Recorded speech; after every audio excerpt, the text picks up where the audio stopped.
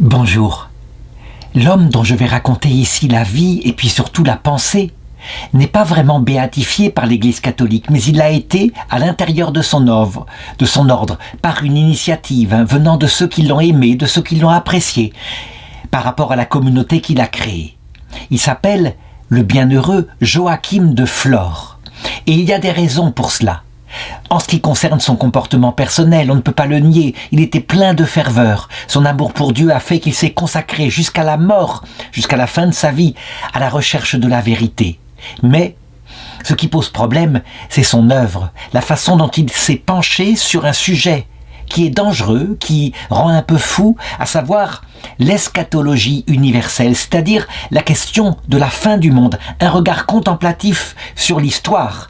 Et donc on le sait, en général, quand on analyse ces choses-là, qu'on ne le fait pas avec des repères de l'Église qui sont très spirituels, on peut très vite tomber dans des dates, des dons comme cela, et quelquefois des dates qui ne se réalisent pas.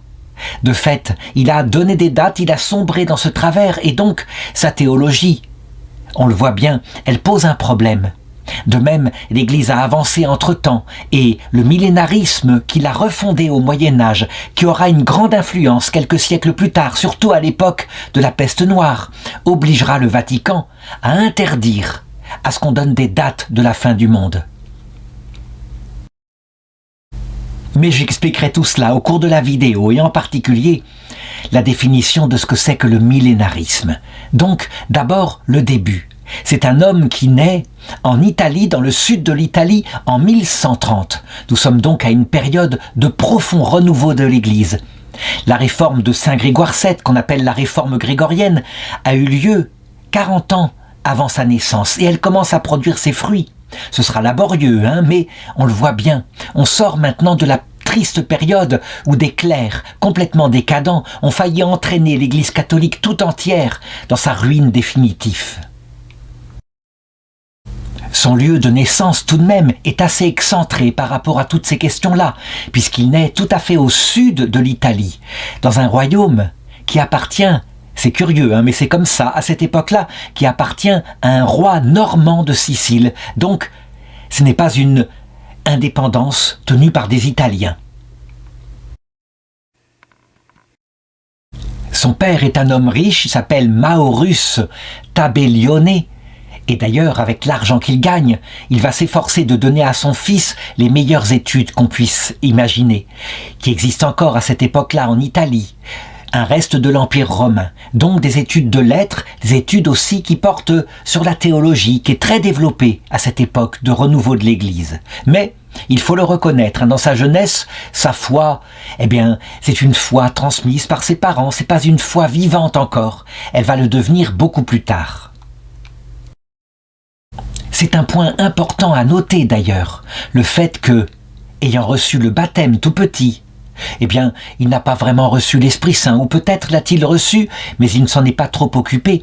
Ça fait que pendant un certain nombre d'années, en particulier durant ses études jusqu'à l'âge de 14 ans, puis ensuite, lorsque son père lui obtient une place de page à la cour du roi Roger II de Sicile, on peut le dire, il le dira plus tard, il était comme mort spirituellement. Il a connu ce que c'est que vivre loin du Seigneur, ce qui fait que lorsqu'il va se convertir, un peu avant l'âge de 30 ans, en rapport, en comparaison, la vie qui va naître dans son âme avec la venue du Saint-Esprit va totalement le changer, et sa ferveur, il ne la perdra pas jusqu'à la fin de sa vie.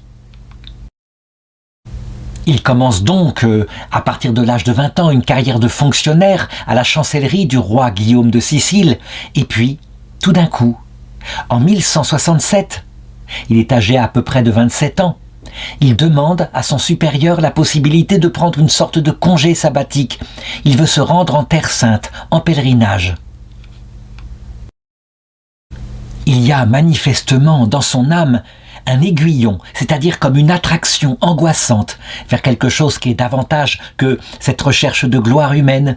L'aiguillon, c'est ce que saint Paul lui-même combattait dans sa jeunesse, au point que au moment de sa conversion par l'apparition du Christ, le Christ lui a dit « Pourquoi résistes-tu à l'aiguillon ?» Qu'est-ce que c'est? Eh bien, c'est la grâce, ce qu'on appelle la prémotion divine, qui attire, et on ne sait pas encore. Donc, il part, évidemment, comme un voyageur noble et riche, accompagné d'amis et de serviteurs. Il part en bateau, il s'embarque, sans doute du côté de Naples, et puis, la première étape de son voyage, c'est Constantinople. À l'époque, c'est l'Empire romain d'Orient, il est encore très solide. C'est un empire chrétien, établi depuis longtemps, avec une grande sophistication dans la foi. Et c'est là que le Seigneur va l'attendre. Et il va l'attendre de la manière suivante, une maladie qui lui tombe dessus, maladie mystérieuse, qui le met aux portes de la mort, qui donc va lui dévoiler à quel point la vie est brève. Mais je pense qu'il l'avait déjà compris, ne serait-ce qu'en partant en pèlerinage, mais encore plus, qui va le mettre aux portes de l'autre monde. Est-ce qu'il a eu une apparition? Est-ce qu'il a eu simplement une réflexion et donc une grâce, cette fois, consciente, qui est descendue dans son cœur? Toujours est-il que c'est une profonde crise spirituelle, une conversion. Il décide de continuer son pèlerinage, il parvient à Jérusalem, et là, on le voit, il est déjà un autre homme, puisqu'il se dirige vers les lieux où Jésus a vécu, où il est mort. Il va en particulier vers le mont Tabor. Et là, il demeure 40 jours en prière, en ermitage, sur la montagne. Manifestement, c'est déjà un autre homme. Il cherche Dieu. Il loge à cette époque-là dans une citerne. Sans doute est-il en train de se frapper la poitrine pour sa vie d'avant. Et puis, il se rend sur le théâtre où a eu lieu la transfiguration. Là, sans doute, peut-être parce qu'il a vu le Christ, eh bien, il commence à réfléchir au sens de la vie. Il commence à penser d'ailleurs aussi à ce qui sera plus tard ses écrits, c'est-à-dire à la fin de toute chose. Le caractère passager de ce monde, et Dieu sait s'il a vu la vanité des cours royales. En tout cas, il revient de Terre Sainte. Nous sommes vers 1160, il a à peu près 30 ans. Sa ferveur est intense. Son sens de la fin, de l'urgence de se convertir aussi est profond. Et donc on le voit, il ne reprend pas sa place de fonctionnaire, mais il se retire dans un ermitage en premier lieu. Et là, il médite. Et puis, il ne peut pas faire autrement. Il sort de son ermitage, il prêche, il parle du sens de la vie, de la fin du monde qui pourrait arriver. Évidemment, les autorités de l'Église, quand ils voient une telle ferveur, ils se rendent compte, il ne faut pas qu'il reste seul ainsi. Il pourrait tourner mal, son goût en particulier, son sens de l'eschatologie, pourrait lui faire perdre les pieds sur terre. Et donc, les autorités ecclésiastiques lui demandent de se mettre sous l'obéissance d'un père maître, de rentrer dans un monastère solide, qui a les pieds sur terre en particulier, avec des travaux manuels. Et on lui demande de rentrer chez les cisterciens de Corazzo. Les cisterciens, ce sont des bénédictins quelque part, mais des bénédictins réformés. Ils n'ont pas voulu suivre le mouvement bénédictin avec la règle des moines de Cluny, qui était devenue très compliquée, très élitiste, très intellectuelle. Ils sont retournés à une simplicité de vie, sous l'action, de Robert de Molesme, et puis ensuite de Saint Bernard de Clairvaux. Leurs églises sont très dépouillées. Et donc, ayant une grande pratique du travail manuel, ses supérieurs pensent que, de cette manière-là, il retrouvera les pieds sur terre. Mais lui, il va obtenir de ses supérieurs la possibilité de continuer à étudier, à lire passionnément l'écriture, ce qui lui est forcément accordé. Comment cela pourrait-il être autrement? Il entre tout de même dans une vocation. Voici d'ailleurs une anecdote très significative qui montre qu'il devait, par sa ferveur, celle d'un converti, agacer certains frères qui avaient les pieds sur terre, qui étaient peut-être des frères convers, presque des paysans. Il assiste donc au repas. Pour le moment, il n'a pas prononcé de vœux, et c'est un peu un novice. On peut l'imaginer en prière perpétuelle, et puis dès qu'il le peut, en étude. Au repas, il doit normalement, selon la règle de Saint Benoît, recevoir par celui qui est chargé du service un pichet de vin. Comme d'ailleurs tous les moines, les doses sont tout à fait prescrites, très pratiquement, dans la règle de Saint Benoît. Et le frère, qui ne l'aime pas, qui le déteste, décide donc de le persécuter discrètement. Au lieu de lui mettre un pichet de vin, il lui met un pichet d'eau. Et ça va durer des mois.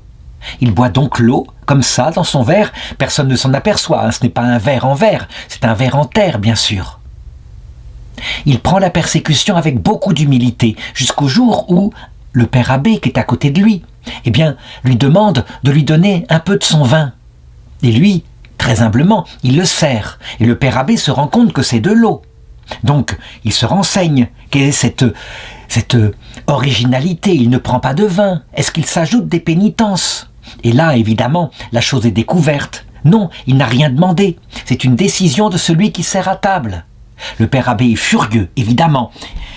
Celui qui sert à table a pris une décision sans lui en parler. Et donc, il est renvoyé de sa charge. Eh bien, au contraire, frère Joachim va le défendre en disant ceci. L'eau est une boisson sobre qui ne délie pas la langue et ne provoque ni l'ivresse ni le bavardage. Donc, ce que m'a fait le frère me correspondait tout à fait. Et c'est ainsi d'ailleurs que plus tard, lorsqu'il deviendra père abbé cistercien, lui-même, il finira par dire à ses frères de boire plutôt de l'eau de la source, qui est très saine, hein. Évidemment, s'il avait vécu en ville, auprès d'un fleuve où l'eau souvent est contaminée, très dangereuse, il n'aurait pas parlé ainsi, mais là, son monastère était dans la campagne, dans la nature, et donc l'eau était très, très pure à boire. Au début, il ne prononce pas des vœux, puis, au bout d'un certain temps, on voit bien que c'est un être intelligent, et aussi une vraie vocation, on l'invite à prononcer des vœux. En 1168, donc 8 ans après son entrée au monastère, il est ordonné prêtre. Et là, évidemment, il obtient de son père abbé la possibilité d'être moins donné aux tâches matérielles, même s'il doit le faire, hein. Il est dans l'obéissance, mais d'être davantage donné aux tâches intellectuelles. Et il passe les 9 ans qui vont suivre en particulier à étudier passionnément l'écriture, à rechercher le sens caché. Il lit plusieurs fois l'Apocalypse de Saint Jean, il cherche à comprendre. Il est passionné aussi par le discours eschatologique de Jésus en Matthieu chapitre 24. C'est ça son sujet de prédilection. Il est discret, il étudie, il ne cherche pas à se mettre en avant. Non, on peut le dire, c'est un vrai moine. Un moine cistercien, voilà comment on pourrait se le représenter.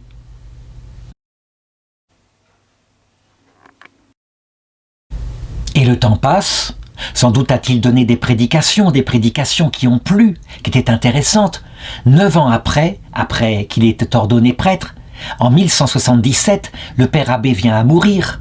Et donc le chapitre de la communauté se réunit. Et qui sort élu père abbé? Eh bien c'est lui. Les frères le veulent comme père abbé, ne serait-ce que pour pouvoir profiter de ses enseignements. Pour lui, c'est une véritable catastrophe, on ne peut pas dire autrement. En effet, il faut bien comprendre que la charge de père abbé, ce n'est pas seulement ça, c'est pas seulement enseigner, parler au chapitre, présider les chapitres. Non, c'est aussi s'occuper de tout ce qui est dans le monastère, les tâches matérielles, même si on est aidé par un prieur. C'est donc un rôle qui est tout à fait prenant. Et donc, lui, c'est véritablement terrible. Il voudrait se consacrer à ce dont il est fait exclusivement. Toujours pareil, sa recherche en eschatologie. Il va pourtant exercer sa charge durant plusieurs années, jusqu'en 1182. Là, il a 52 ans. Il a fait déjà 5 ans et il n'y tient plus. Il fait appel au pape, le pape Lucius III. Il lui demande, il le supplie de le soulager de sa charge, de lui permettre de reprendre ses chères études. Et le pape, eh bien, au courant, se dit, après tout, c'est vrai. Nous avons peut-être un grand théologien, quelqu'un qui va nous expliquer l'eschatologie, l'Apocalypse de Saint Jean.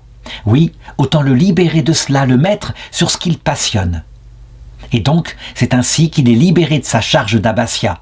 Mais les frères, eux, ne renoncent pas. Ils voudraient tout de même continuer à bénéficier de ses enseignements. C'est que sa réputation de théologien s'est répandue déjà en dehors du monastère, ne serait-ce que par les sermons qu'il donnait à l'église, et qui ont attiré des fidèles appartenant à tous les ordres. On a le témoignage d'un moine qui s'appelle Lucas, qui plus tard deviendra archevêque de Cosenza, et qui l'a connu à cette époque-là, qui était d'ailleurs son secrétaire, il lui dictait des notes, et il dira « J'étais stupéfait de voir quelqu'un de si célèbre, de si intelligent, de si précis, et qui portait de tels haillons. Oui, un costume de moine jamais renouvelé, toujours le même, usé jusqu'à la corde. » Et puis, ce qui était frappant, c'est de voir la façon dont il célébrait la messe. En réalité, dans son monastère cistercien, il se rend bien compte, il ne peut plus se consacrer entièrement à l'étude, il est pris par trop de charges. On lui en donne, le nouveau père abbé sans doute. Et donc à un moment donné, il se rend compte que la forme de vie monastique où il est ne peut pas lui convenir plus longtemps. Il faut qu'il trouve une possibilité, il la demande au pape Lucius, possibilité de fonder quelque chose qui soit adapté à ceux qui véritablement veulent se tourner à 100% vers les études. Peut-être aurait-il pu rentrer dans un monastère bénédictin, après tout, les bénédictins sont beaucoup plus intellectuels. Mais, en fin de compte, il serait tombé sans doute sous l'autorité d'un père abbé qui peut-être dans l'obéissance, pour sa sainteté, ne lui aurait pas permis d'étudier. Et donc il reçoit la possibilité, vers 1182, de se rendre au monastère de Cassamari, et là, d'y installer un nouveau monastère, de le restaurer et de pouvoir créer un horaire adapté à ses recherches intellectuelles. Mais là encore, ce n'est pas assez. On lui confie trop de missions. Les papes successifs à cette époque-là, à savoir Urbain III, Clément III, l'invitent à écrire des livres, en particulier sur des domaines politiques. Des rois viennent lui demander conseil, comme Richard Cœur de Lion, Philippe Auguste, qui sont en partance pour une croisade. Bref, encore une fois, il ne peut pas se consacrer entièrement à ses recherches. Cependant, à cette époque-là, on le voit bien, les rois qui sont en partance pour la croisade lui demandent de leur annoncer certaines choses et ils leur donnent des prophéties. Ils leur disent en particulier que Saladin succombera sous les coups de Richard, ce qui n'arrivera pas, que l'Antéchrist est né à Rome et montera bientôt sur le trône pontifical, ce qui évidemment, on le sait nous, c'est impossible. Il ne peut pas y avoir l'antéchrist qui prenne canoniquement la place d'un pape. Nous le savons, il y a une protection. Le Seigneur l'a promis à Pierre et à ses successeurs. Et puis, c'est à partir de cette époque-là, je vais le montrer, quand je vais analyser sa pensée, qu'il commence à regarder l'histoire de son temps comme étant la fin des fins. Il donne des dates, et des tas de prophéties qu'il donne ne se réalisent pas. C'est pour ça, je l'ai dit, que certains vraiment le considèrent comme un faux prophète. Comme dit l'Écriture sainte, quand une prophétie est donnée qui ne se réalise pas, c'est qu'elle ne vient pas de Dieu. On pourra répondre que certaines prophéties peuvent être de menaces, et donc si on se met à prier, elles ne se réaliseront pas. Oui, mais lui, il donne des événements précis. Manifestement, il tombe toujours à côté. Donc il y a quelque chose en lui qui, clairement, s'est fait prendre, comme on le voit actuellement, ça arrive énormément, s'est fait prendre par cette espèce de séduction de l'eschatologie pour faire concorder son propre temps avec les prophéties qu'il médite de tout son cœur. À un moment donné, parce qu'il ne peut plus, il veut pouvoir étudier en silence, il obtient la possibilité de se retirer une fois de plus avec un disciple, un seul, Régnier de Ponza, de se retirer dans une solitude, une sorte d'ermitage à Pietralata. Ça se passe en 1190, il a 60 ans, et il est béni, il reçoit une donation d'un certain terrain par Tancrède de Sicile, et donc il fonde en Calabre le monastère Saint-Jean des Flores, d'où son nom de Joachim de Flore. Évidemment, du côté de l'ordre cistercien, parce qu'il s'est retiré, qu'il fait quelque chose d'autre, il va y avoir à ce moment-là véritablement un conflit. Les supérieurs de l'ordre cistercien estiment que l'abbé, celui qui avait été élu abbé par ses frères, a trahi sa vocation, est parti ailleurs et donc il est convoqué. Et ça se comprend. Après tout, n'a-t-il pas fait vœu d'obéissance et de stabilité dans l'ordre cistercien ? Le pape Célestin III, le 25 août 1196, donc 6 ans avant sa mort, le libère de ses vœux et donc lui donne raison, qu'il continue ses recherches après tout. Et c'est ainsi qu'il va produire, et son secrétaire va en témoigner, jour et nuit, sur des cahiers. Il me dictait, et je notais ce qu'il me dictait, et il corrigeait sur des brouillons, avec 2 autres moines qu'il employait à la même besogne. C'est donc toute une théologie, toute une eschatologie qu'il va donner, et que maintenant je voudrais analyser. D'abord, il faut se demander d'où vient la théorie qu'il va élaborer. Manifestement, il le dit de 2 choses.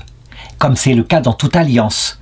D'abord de l'Esprit Saint, il le dit, il a des illuminations venant de l'Esprit Saint. Il écrit par exemple « Moi, Joachim, au milieu du silence de la nuit, à l'heure, je crois, où le lion de Juda ressuscita d'entre les morts, plongé dans la méditation, voici qu'une lumière subite éclaira tout à coup mon intelligence, et à moi se révéla la plénitude de la science de ce livre, non seulement de l'Ancien Testament, mais aussi du Nouveau Testament. » C'est ce qu'on appelle une illumination, une monition intérieure.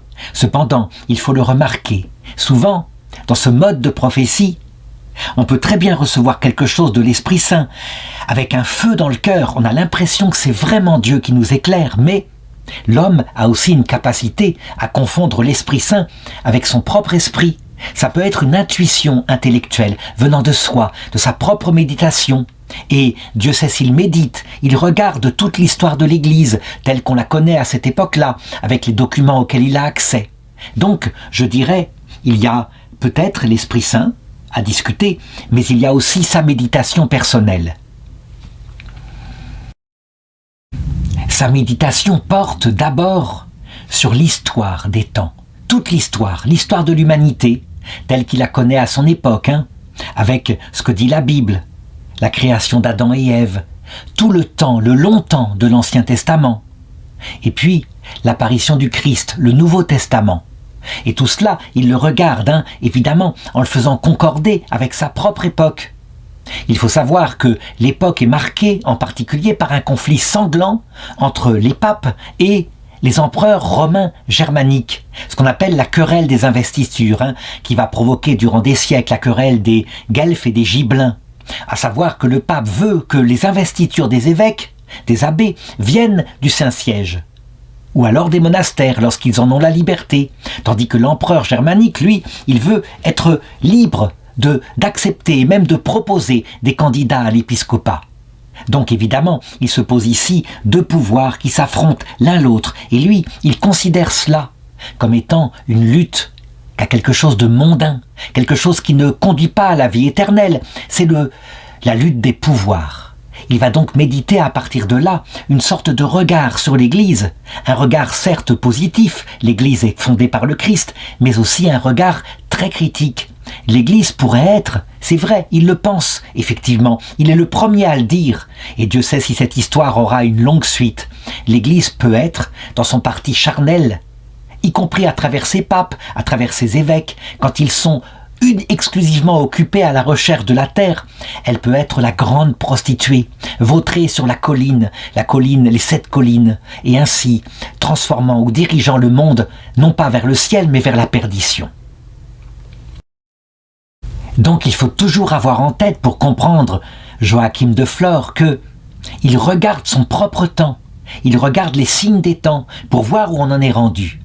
Et à partir de là, dans ce regard contemplatif, c'est là qu'il va établir sa grande théologie des 3 âges de l'humanité, qu'il fait remonter dans sa contemplation, évidemment, à la Trinité elle-même. La Trinité, on le sait, il y a le Père. Le Père, c'est l'origine de tout. Et le Père, c'est celui qui, éternellement, se contemple. Et sa contemplation, son Verbe, c'est le Fils. Et c'est le Fils qui s'est incarné. Et parce que le Fils est la contemplation du Père, c'est le Fils qui est venu nous enseigner pourquoi nous étions sur la terre. Évidemment, le Père et le Fils, dans leur éternité, s'aiment réciproquement. Donc Joachim de Flore est un latin, il adhère au Filioque. Le Saint-Esprit procède du Père et du Fils. Et du côté de la Grèce, du côté de l'Église de l'Empire romain d'Orient, on rejette le Filioque. Et lui, il dit, cet amour réciproque entre le Père et le Fils, évidemment, c'est le secret ultime, c'est le secret même du cœur de Dieu. Contemplant donc la Trinité, qui est à la base de tout, qui est l'alpha, eh bien, il arrive à comprendre le projet de la Trinité sur l'humanité tout entière. Il y a manifestement des périodes dans l'histoire de l'humanité qui vont conduire évidemment à la vision béatifique ultimement. Donc, ça part de la Trinité, ça conduira à la vision face à face de la Trinité. Et donc il y a 3 âges.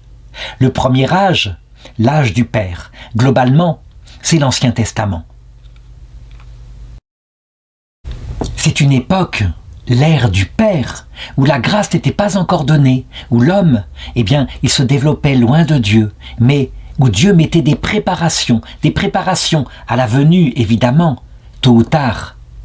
De la branche, il compare cela un peu à un arbre. Cette première phase, c'est la phase où le tronc rugueux pousse, et il faut bien, mais il ne produit pas de fruits encore. C'est l'époque, disons, depuis le péché originel, il date ça, jusqu'à Azarias. Globalement, disons jusqu'à Jean-Baptiste. Pourquoi peut-on l'appeler cette époque l'époque du Père? Parce que, pour sauver l'homme, pour le préparer au salut, c'est bien le Père, celui à qui on attribue dans la Trinité la puissance, puisque tout procède de lui.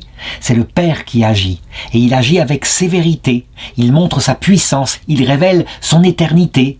C'est ce qu'il fait à Moïse quand il lui donne son nom, « Je suis ». Mais il ne révèle pas encore son projet sur l'homme. Ça viendra plus tard. Donc, cette ère-là, je l'ai dit, il prend d'autres comparaisons pour l'expliquer. Toute une série d'analogies qu'il va développer, mais ça revient au même. Il dit, eh bien regardez, par exemple, dans le monde, il y a aussi 3 sortes de vocations. Le premier âge, l'âge du Père, c'est un peu la vocation de la chair, ça correspondrait à ceux qui se dirigent vers le mariage et qui s'occupent des affaires du monde, qui donnent la vie à des enfants.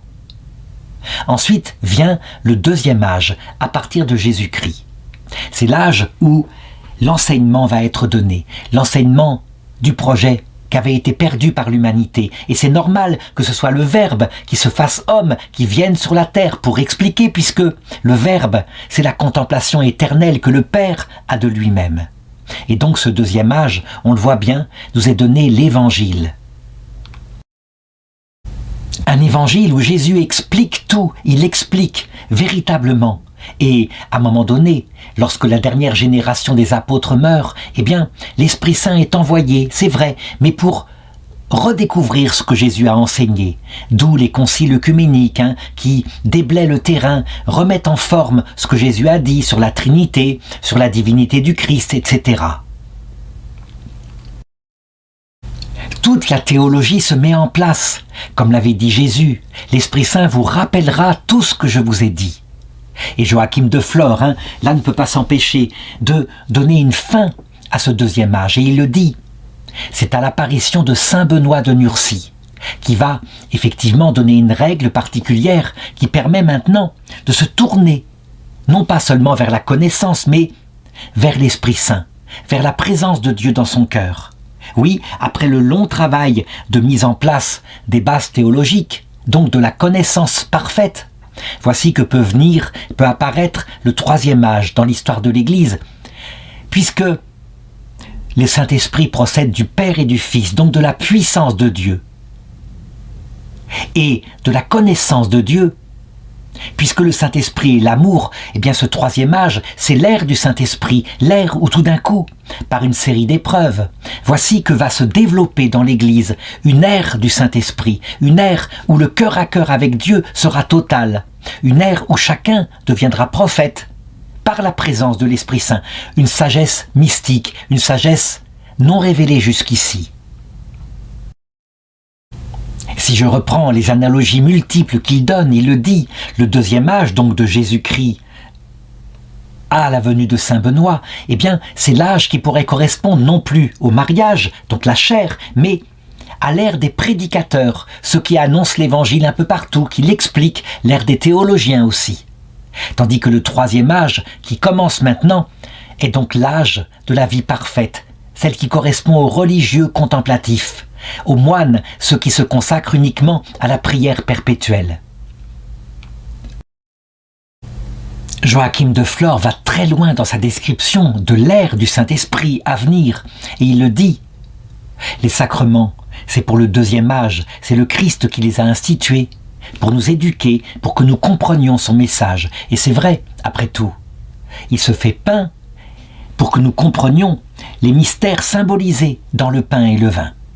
Mais lorsque viendra le troisième âge, l'âge du Saint-Esprit, qui habitera dans les cœurs, alors, on peut le dire, les sacrements eux-mêmes disparaîtront. C'est une nouvelle Église qui apparaîtra, une Église toute spirituelle. Tout ce qui est utile pour le moment, comme par exemple la hiérarchie de l'Église, Mais pourquoi pas aussi les Écritures? Tout cela ne sera plus utile, comme le dit saint Paul. Quand vient ce qui est parfait, donc l'enseignement direct du Saint-Esprit qui vient dans les cœurs, ce qui est un instrument imparfait n'a plus besoin d'être là. Voilà ce qu'il dit. À la fin du premier âge, l'immolation qu'on faisait chaque année d'animaux au temple ou alors de l'agneau pascal le jour de la Pâque a cessé. On n'a plus immolé des animaux parce que tout a été remplacé par l'unique sacrifice du corps du Christ. Donc, la loi ancienne, celle du premier âge, celle du Père, a été remplacée par la nouvelle loi, la loi nouvelle, celle du sacrifice perpétuel renouvelé à la messe, mis présent, le Christ ayant donné sa vie une seule fois. Eh bien, lorsque viendra la manifestation du Saint-Esprit, de même, ce sera la fin de ce sacrifice perpétuel. Et donc l'Eucharistie cessera d'être consacrée. Toutes les figures sensibles, symboliques, disparaîtront puisque nous aurons directement la réalité. Tel sera le troisième âge, et il l'annonce pour la terre. Il ira même, je l'ai dit tout à l'heure, quand il recevait Richard Cœur de Lion, il ira même jusqu'à analyser l'histoire de l'Église, en montrant que chaque âge, eh bien, il y a un renouveau très haut, souvent des épreuves qui se succèdent, et à la fin une crise terrible, avant que ça ne passe à l'âge suivant. De la même façon, eh bien, l'âge du Fils se terminera par une épreuve terrible qu'il annonce pour une date précise, que ses disciples garderont d'ailleurs. 1260 après Jésus-Christ. Je rappelle qu'il est mort, lui, en 1202. Donc, il donne une date qui est très lointaine pour son époque, c'est-à-dire véritablement pour après sa mort. Quand arrivera l'année 1260, évidemment, tous les disciples de Joachim de Flore penseront que c'est la fin des fins, le temps des temps. Mais rien ne se passera.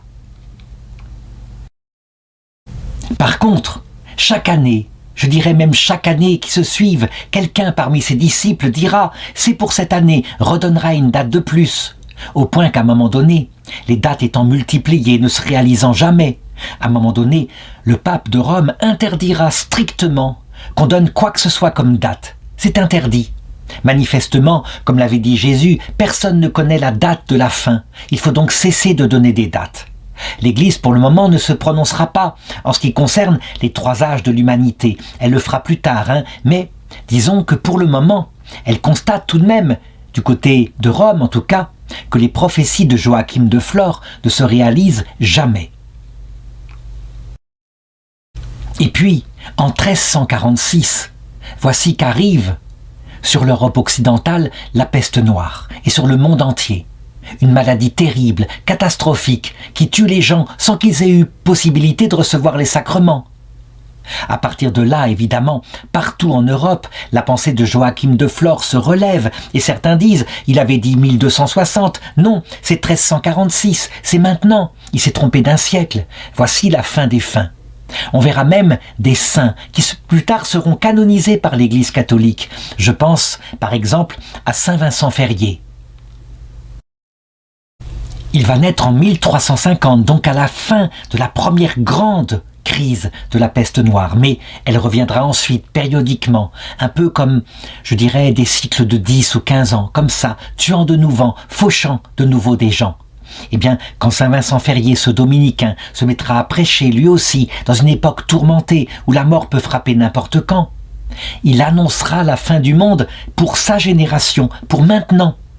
Au point que le nonce apostolique qui écoutait ses prédications, qu'il faisait dans l'ouest de la France, lui dira « Père, vous le savez, par décret du pape d'Avignon, vous ne pouvez plus donner de date. » Et saint Vincent Ferrier, pour prouver qu'il ne se trompe pas, ira dans un cimetière, demandera qu'on choisisse une tombe, quelqu'un qui est mort depuis un certain temps, fera ouvrir la tombe, la personne, il la ressuscitera, il lui demandera « Est-ce que la fin du monde est bien pour notre génération ?» Et la personne répondra « Oui, Père, je viens de l'autre monde, la fin du monde est bien pour notre génération. Est-ce que tu veux rester ici, revoir tes enfants ou partir de nouveau pour l'autre monde ? Je veux partir pour l'autre monde, j'y étais sauvé. » Et la personne remourra, sera de nouveau enterrée, et la fin du monde ne se réalisera pas, du moins selon le sens là, par le retour du Christ et la fin de cette terre, non seulement du vivant de saint Vincent Ferrier, mais même, encore actuellement, des siècles après sa mort. Saint Vincent Ferrier est mort en 1419, donc en pleine guerre de 100 ans. Peu à peu, l'Église, évidemment, avec cette expérience, finira par comprendre que, en réalité, non, la fin du monde s'était bien produite, à l'époque de Joachim de Flore, à l'époque de saint Vincent Ferrier, mais pas de la façon qu'on attendait, pas par l'eschatologie générale, universelle, le retour du Christ, la fin des générations, mais par la mort individuelle de tous ceux qui entendaient le discours de saint Vincent Ferrier. Ils étaient tous morts 50 ou 60 ans après, tous, ils avaient vu le retour du Christ, sauf peut-être quelques enfants qui mourront un peu plus tard. C'est ainsi. On peut le dire dans le regard de Dieu, la fin du monde, elle est pour chaque génération. Mais il faudra du temps pour le comprendre. En attendant, pour le moment, avec Joachim de Flore, non, les disciples sont convaincus. Et ils en parlent, et ils s'excitent là-dedans. Ils sont convaincus que vraiment, la fin des fins est pour maintenant, 1260. Alors maintenant, la question qu'il faut poser est donc, nous sommes au XXIe siècle, nous avons eu énormément d'expériences et d'avancées et de regards sur l'histoire. Est-ce que Joachim de Flore, sa théologie est dans l'erreur? Est-ce qu'on pourrait dire que s'il avait vécu aujourd'hui, il serait hérétique? À l'époque, il ne l'était pas, hein. Il n'y avait pas de dogme qui l'empêchait, mais certains tout de même dirent que le millénarisme qu'il développa, qu'il ressuscita pendant des siècles dans le Moyen-Âge, était une hérésie. Manifestement non. Le millénarisme est devenu, on peut le dire, une hérésie uniquement à partir des premières définitions solennelles dans le catéchisme de l'Église catholique, par exemple au numéro 676. Même si le catéchisme n'est pas lui-même un document directement dogmatique, mais on le voit bien, le ton est très fort et surtout, c'est un document signé par le pape Jean-Paul II. Le millénarisme, c'est, en fait, la prise au sens matériel d'un texte de l'Apocalypse qui annonce une ère de paix qui durera 1000 ans, pendant laquelle le démon sera attaché, ne pourra plus tenter les hommes, où l'Esprit Saint descendra dans les cœurs, et ce sera la paix. Évidemment, prise au sens matériel, ça veut dire donc 1000 ans où il n'y aura plus les pulsions dues au péché originel, ni même le démon. Et les gens, attirés par l'Esprit Saint, tous seront naturellement croyants. C'est comme l'instauration d'un paradis sur terre. Il y a deux sortes de millénarisme. Le millénarisme absolu qui consiste à dire que le Christ sera descendu sur terre en personne. Il aura même un siège apostolique quelque part. Les témoins de Jéhovah ont préparé son siège où il régnera. Et donc, par son influence politique, il établira le règne de Dieu sur le ciel comme sur la terre. Il y a un millénarisme plus mitigé qui consiste à dire que non, ce sera juste une descente invisible du Saint-Esprit, mais puissamment, et l'Église à ce moment-là, portée par l'Esprit Saint, régnera sur le monde, quelque chose en paix, quelque chose de réaliste, une sorte de théocratie merveilleuse, avant que pour un temps, comme le disait Joachim de Flore, le démon soit relâché, et donc cette ère de paix se réalise évidemment dans la venue de l'Antéchrist. Eh bien, dans le catéchisme de l'Église catholique, par son expérience bimillénaire, connaissant un peu ce que c'est que la terre et les conséquences du péché originel, l'Église a définitivement condamné aussi bien le millénarisme absolu que même le millénarisme relatif, en disant, c'est très fort, en disant, c'est antichristique. C'est aberrant, ça ne viendra pas sur terre, c'est une confusion, c'est imaginer que le paradis céleste qui se réalisera dans l'autre monde pourrait venir sur terre. Comment est-ce que l'Église le sait? Eh bien, elle a fini par le comprendre, il lui a fallu du temps. D'abord en regardant son histoire. Le sommet de la chrétienté, on peut le dire, c'est justement l'époque de Joachim de Flore. Après la réforme de Saint Grégoire VII, l'Église couvre l'Europe de cathédrales gothiques, les sommes de théologie sont écrites. Et ce n'est pas le paradis, ce n'est pas vrai. Partout, il y a des mesquins qui attaquent et des démons qui attaquent de l'extérieur. L'Église est de l'intérieur. Il y a des ennemis extérieurs comme l'islam, et les croisades sont obligées, mais il y a aussi les chevaliers à l'intérieur de l'Église qui ne pensent qu'à leur pouvoir immédiat. Après ça, vient la peste noire, vient d'autres choses, et puis on le voit au cours de l'histoire. Tous ceux qui ont espéré, en s'appuyant sur une fausse théologie millénariste, de créer sur la terre un paradis, ceux-là ont créé, surtout au XXe siècle, des totalitarismes. Mais même l'Église, en regardant sa propre histoire, elle le constate. Quand à un moment donné, elle a été puissante aussi bien en Orient, donc du côté de Constantinople, qu'aussi bien qu'en Occident, par exemple à l'époque d'Innocent III. Donc la papauté est la plus puissante au point qu'elle peut déposer les empereurs. Qu'est-ce qui se crée? Un totalitarisme. L'Église trop puissante, dominant le monde, c'est comme ça, dès qu'elle voit un sujet chrétien baptisé qui sort de la vérité parfaite, alors elle le menace, elle le met en procès, et parfois elle le condamne à mort, quelquefois après des tortures. Et ça, c'est vrai aussi en Orient, qu'on se souvienne du sort de Saint Jean Damascène, qui eut la main droite et la langue coupée pour avoir protesté contre un décret théologique venant d'un empereur qui condamnait les images.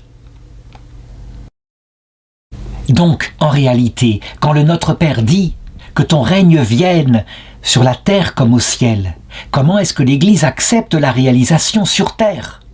Eh bien, de toutes les façons possibles, sauf par le paradis sur terre.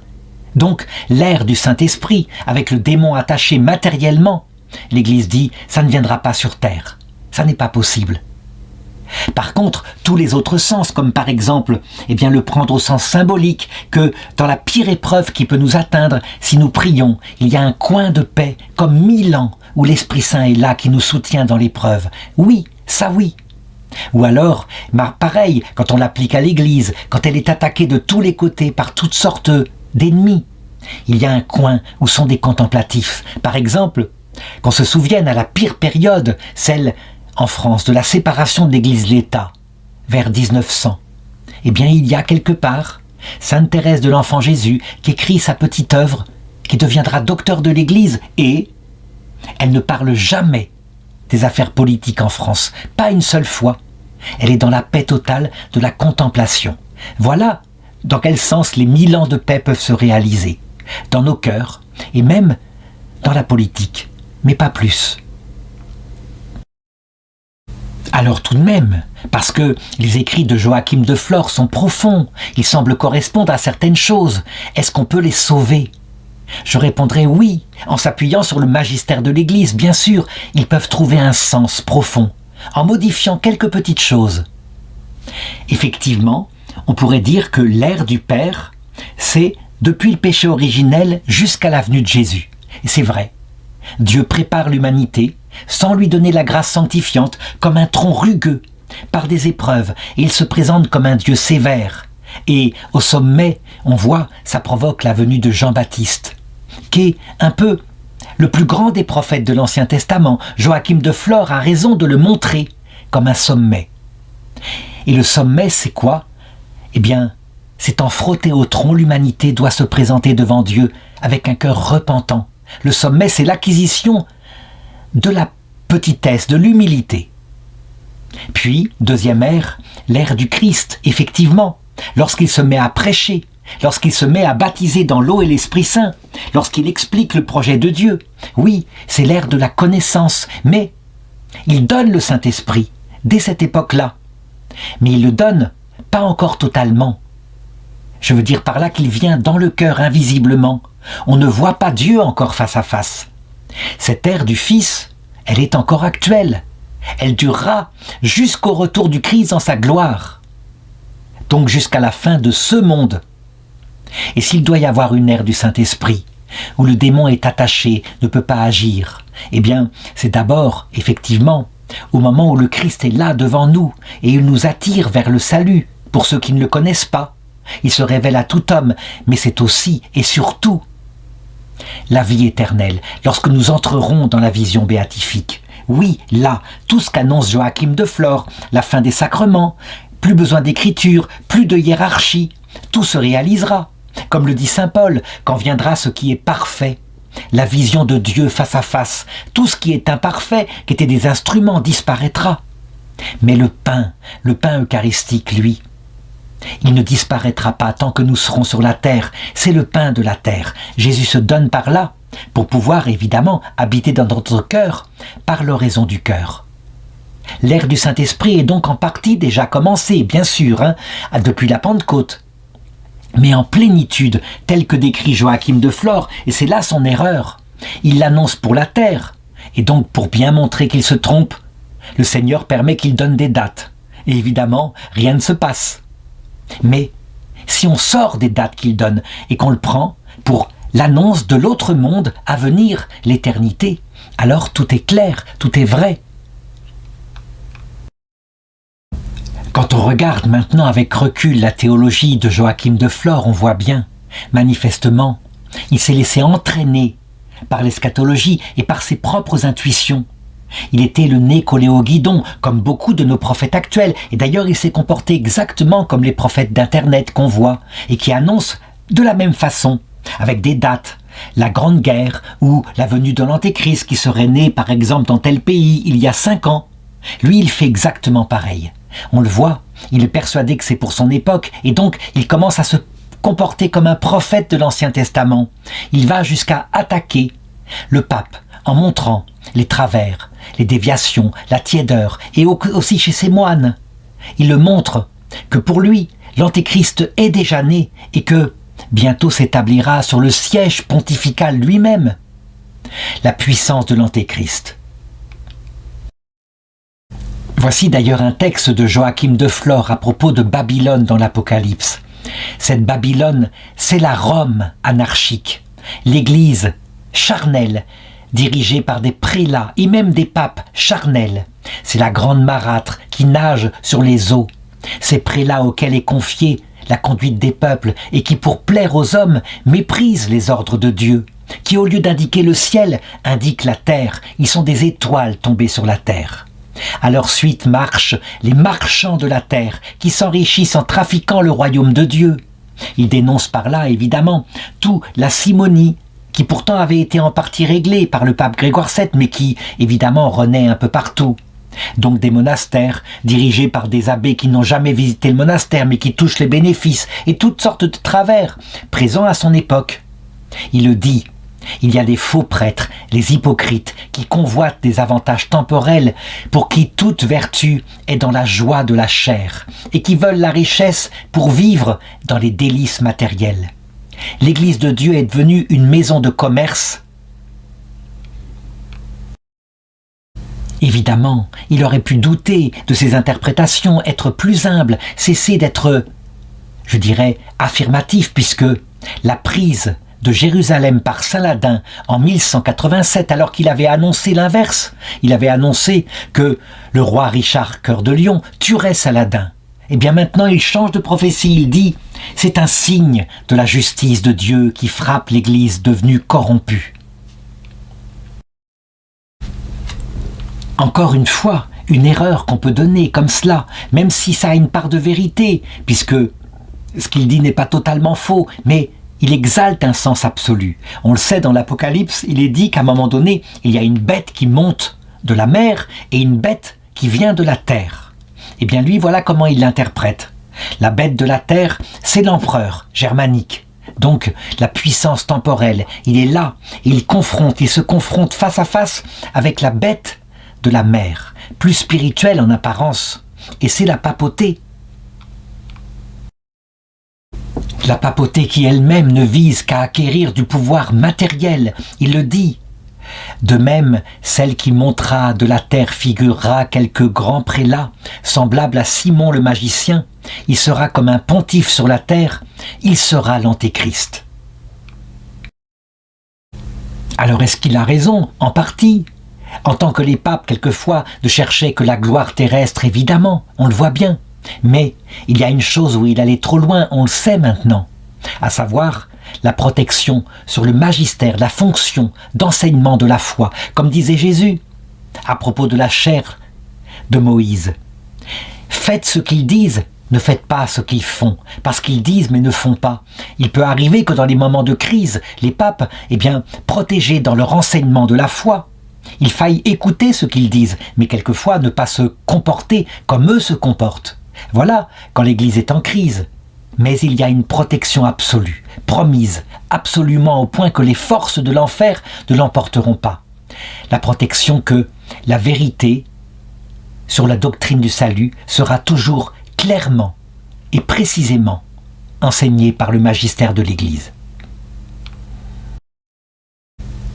Qu'est-ce que nous révèle alors pour notre époque cet enseignement, cette théologie de Joachim de Flore? Je répondrai que depuis que je suis chrétien, depuis l'âge de 14 ans, j'en ai 60. Chaque année, j'ai vu se lever un prophète ou un autre, quelquefois au départ par livre, puis sur Minitel, puis par Internet, qui annonçait la grande guerre, la naissance de l'Antichrist, la fin du monde pour l'année à venir. Et puis, rien ne se passait. Et un autre se levait qui de nouveau annonçait les choses. C'est ainsi. Je dirais qu'il faut se méfier de soi. C'est présent à l'intérieur de notre âme. Nous sommes passionnés par cette eschatologie, par cette façon de comprendre des secrets, alors qu'évidemment, la seule façon de faire l'eschatologie universelle, sans se laisser prendre, c'est d'être totalement fidèle aux enseignements que nous donne l'Église, qui ne sont pas absolus. L'Église ne prétend pas tout savoir maintenant. Les choses seront mises dans la vérité petit à petit par un prochain concile. Mais nous avons déjà le catéchisme de l'Église catholique. Tout ce qu'il dit, qui reprend ce qui a été défini, à savoir, premièrement, sur terre, nous n'avons pas à attendre une nouvelle révélation. Tout a été dit par le Christ. C'est juste la manifestation de génération en génération par l'Esprit Saint de ce qui a été dit par le Christ, qui est marqué soit dans l'Écriture, soit dans la tradition sainte. Rien de nouveau est à attendre, juste de l'explicitation. Le nouveau est à attendre pour l'autre monde. D'abord par le retour du Christ dans sa gloire, à l'heure de notre mort, et aussi pour la dernière génération, à la fin du monde. Oui, là il y aura du nouveau. Quoique c'est de l'ancien, le Christ se montrera dans sa gloire, c'est-à-dire comme il s'est montré à la transfiguration. Cette transfiguration qui d'ailleurs avait bouleversé Joachim de Flore dès sa conversion, au point qu'il était allé sur le mont de la transfiguration. Ça, ce n'est pas à attendre sur la terre, sauf exception. Par exemple, l'apparition de Notre-Dame à Lourdes, à Bernadette, elle l'a vue. Il peut y avoir des exceptions, mais pour tout le monde, c'est certain. Si nous mourrons avant le retour du Christ, c'est à l'heure de notre mort. Et si nous sommes de la dernière génération qui vivra sur terre, ce sera pour tout le monde ensemble, suite à une série de signes dont la venue du dernier Antéchrist, dont on peut dire qu'on connaît ce qu'il enseignera, puisque c'est le mystère de l'iniquité, dit l'Église elle-même, à savoir, en clair, la révolte de Lucifer présentée au monde entier, à savoir qu'il y a une vie après la mort, qu'elle est réservée à ceux qui sont des hommes debout, des hommes dignes, des hommes maîtres de leur vie. Dieu ne veut pas des hommes couchés. Le Dieu qui demande qu'on soit humble et qu'on soit aimant est le démon. Non, Dieu nous veut libres. Comme, d'ailleurs, l'ange de lumière l'avait dit à Adam et Ève, « Vous ne mourrez pas, mais vos yeux s'ouvriront. Ils pourront choisir le bien et le mal. » En fait, le mystère de l'iniquité, c'est la révolte de Lucifer. Voilà quel sera le dernier Antéchrist. On est loin de là. Actuellement, quand je fais cette vidéo, nous sommes à l'époque de l'humanisme athée. Donc, affirmer qu'il n'y a pas de vie après la mort, ça ne durera pas. Un jour viendra autre chose. Donc ça se fait par étapes. Est-ce à dire maintenant, puisque nous voyons bien, la fin des fins ne peut pas être pour demain. Est-ce que je peux dire que la fin du monde peut être pour demain? Oui, mais selon les autres sens que j'ai dit. Par exemple, chacun d'entre nous doit vivre sa journée comme s'il devait mourir le soir même, parce que ça peut arriver. Et donc dans ce cas-là, si quelqu'un meurt le soir même, il connaîtra la fin du monde le soir même. Donc voilà comment le discours de Jésus, qui disait « Cette génération ne passera pas, que tout ne soit accompli », est vrai. Il est vrai ce discours à chaque génération. Joachim de Flore est simplement un théologien qui est tombé, comme on le voit avec beaucoup de théologiens, dans cette séduction qu'il y a à essayer de connaître les dates et les jours, de les calculer. Et évidemment, il s'est trompé, lui. Il n'a pas été canonisé par l'Église, je l'ai dit, parce qu'il allait beaucoup trop loin. C'était très différent de saint Vincent Ferrier qui, lui, annonça que ça viendrait pour sa génération. Mais on le voyait bien. Il ne donnait pas de date, il ne précisait pas comment. Et donc, ça s'est réalisé de la manière que j'ai dite. Tout le monde était mort 50 ou 60 ans plus tard. Comment Joachim de Flore va finir sa vie? Eh bien, il a fasciné ses contemporains. L'empereur Henri IV, l'empereur germanique, évidemment, était fasciné par ses prophéties et lui donnait de grands biens dans son monastère qu'il put ainsi installer. Et d'ailleurs, l'impératrice Constance elle-même était véritablement dithyrambique sur ses enseignements. Elle les scrutait, elle voulait savoir les dates, on le voit, donc ce n'est pas nouveau. Finalement, pourquoi le Seigneur ne dit-il pas en clair que la fin du monde est de toute façon pour notre génération, puisque nous allons tous mourir bientôt par notre mort naturelle, parce que ça ne nous touche pas. Et donc peut-être que l'Esprit Saint, il se sert ainsi de ce qui, à cause de nos passions, nous passionne plus que tout, comme à l'époque. Donc il construit ce 3e monastère, je l'ai dit, il le fait grandir, le monastère de Marc, et puis, alors qu'il est en plein dans ses travaux, qu'il continue d'écrire, le 30 mars 1202, à l'âge de 72 ans, brutalement, il va connaître la fin du monde, il meurt, on le retrouve mort dans sa chambre, sa dépouille est transportée à l'abbaye de Flore, et c'est là qu'il est enterré.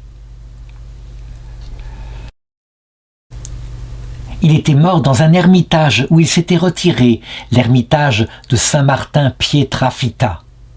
L'ordre qu'il a créé et ainsi adapté à la possibilité de méditer va subsister après sa mort et portera son nom.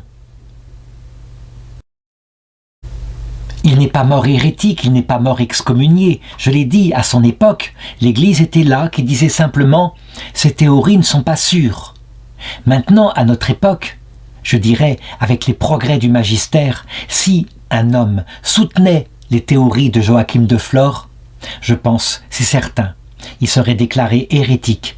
Il sortirait de la foi catholique. Les repères ont été donnés. Jamais, jamais ne se réalisera sur terre l'ère du Saint-Esprit, sauf par un renouveau intérieur, comme il y en a eu souvent. Tout d'un coup, l'Esprit Saint qui décide, en obéissant à la Vierge Marie parfois, puisque la Vierge Marie a tout pouvoir sur le cœur de Dieu, de réattirer les enfants dans le domaine de la grâce, et les enfants retournent à la pratique. Ça s'est passé plusieurs fois, par exemple à la Restauration, vers 1830, il y a eu, en France, en Belgique, un renouveau extraordinairement puissant, le plus puissant qu'on ait pu imaginer. Il était mystérieux, puisque, 40 ans avant, il y avait eu la Révolution française et la Terreur. C'est ainsi.